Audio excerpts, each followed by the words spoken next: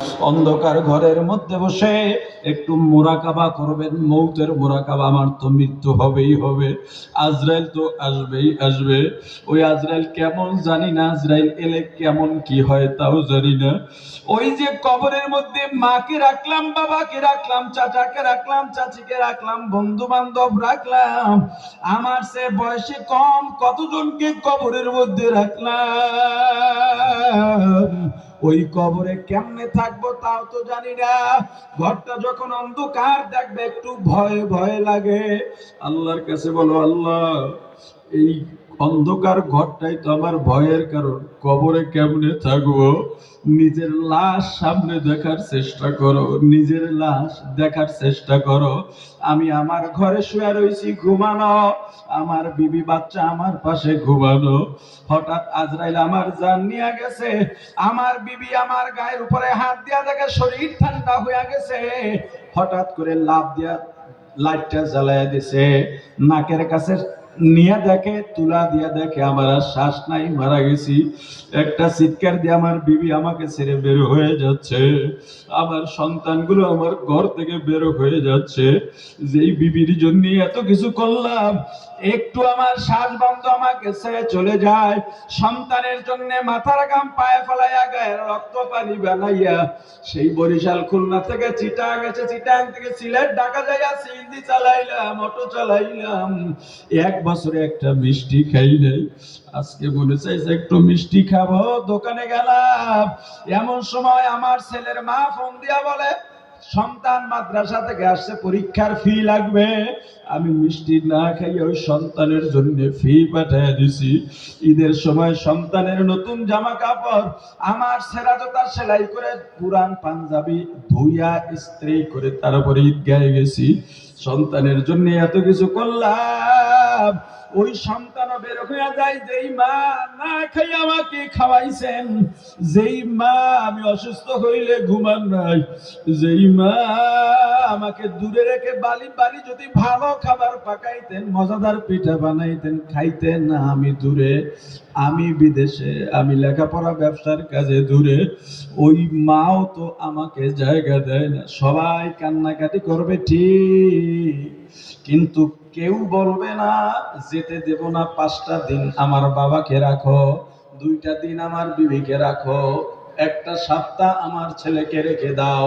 সবাই কান্নাকাটি করবে ঠিক, কিন্তু বিদায় দেওয়ার জন্য সব আয়োজন করবে। একদল কান্নাকাটি করবে আর কবর করবে, আর একদল কান্নাকাটি করবে আর মসজিদে যাবে খাটিয়ে আনার জন্য, আর একদল মশারি টানাবে, আর একদল পানি দেবে গরম পানি করার জন্য বড়ই পাতা দিয়া। এবার নিজের লাশ নিজের সামনে দেখার চেষ্টা করো, নিজের কবরটাকে নিজের সামনে রাখার চেষ্টা করো, আর আল্লাহকে ডাকতে থাকো। জিকির বন্ধ হবে না, জিকির বন্ধ হবে না, জিকির বন্ধ হবে না। ওই যে দেখো আমার লাশ ধোয়াইয়া গোসল করাইয়া পাতলা সাদা 3খানা কাপড়ের প্যাকেট বানাইয়া খাটের উপরে উঠাইয়া জানাজা দিয়া 4 জনে খাট কাঁধে নিয়ে রওনা হয়। আমার ছোট ছোট ছেলে মেয়েগুলো আমার পিছনে পিছনে দৌড়ায়, আর আমাকে আব্বু আব্বু বলে ডাকে, জবাব দিতে পারি না। আমার বিবি ঘরের বিছানায় ঘরের খাটালে গড়াগড়ি খায় আর কাঁদে। আমার মা বাড়ির দরজায় গিয়া গাছের আড়ালে দাঁড়াইয়া আমার লাশের বহরের দিকে তাকাইয়া তাকাইয়া কাঁদে।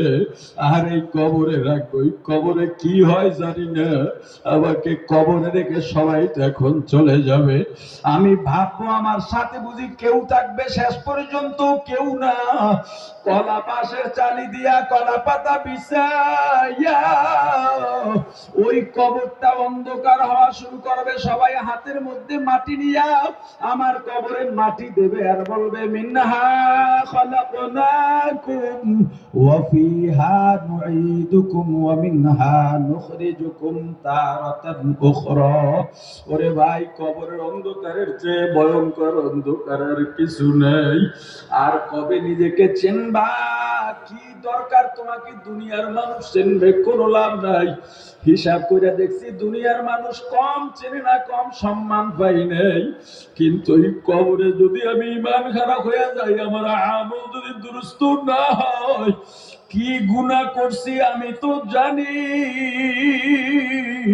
নিজের পিছনের গুনার কথা মনে থাকে না, একদিন বসো, নিরিবিলি বসো, পিছনের সব গুনাহ সামনে হাজির করো, দেখবা দুনিয়ার সমান গুনাহ হয়ে গেছে। ওই গুনার সামনে নিজেই লজ্জিত হয়ে যাইবা, আল্লাহর কাছে চাওয়ার মতো আর মুখ থাকবে না। এবার লজ্জিত হয়ে আল্লাহর কাছে বলো, আল্লাহ এত গুনাহ আমার তুমি গোপন রাখছো রে মালিক। এই যে গুনাহ গুনাহ গুনাহ, এই গুনাহ দিয়ে আমার তো আর উপায় পাওয়ার কোনো উপায় নাই, নাজাত পাওয়ার কোনো উপায় নাই। তবে আল্লাহ আপনার তো বান্দার অভাব নাই, আমি না থাকলে আপনাকে কোটি কোটি বান্দা আছে, কিন্তু আল্লাহ আপনি ছাড়া তো আমার আর আল্লাহ নাই, আমি কার কাছে যাব? যত গুনাহ হোক আপনার রহমত থেকে বেশি না। এই নিজের গুনাহগুলোর সামনে উপস্থিত করো, তখনই নিজেকে কিছুটা হইলে চিনতে পারবা আমি কিচ্ছু না। এত গুনাহ করছি জীবনে, এই গুনাহ নিয়ে কেমনে বাহাদুরি করি, কেমনে এত জজ জৌলসের পিছনে দৌড়াই, দরকার নাই।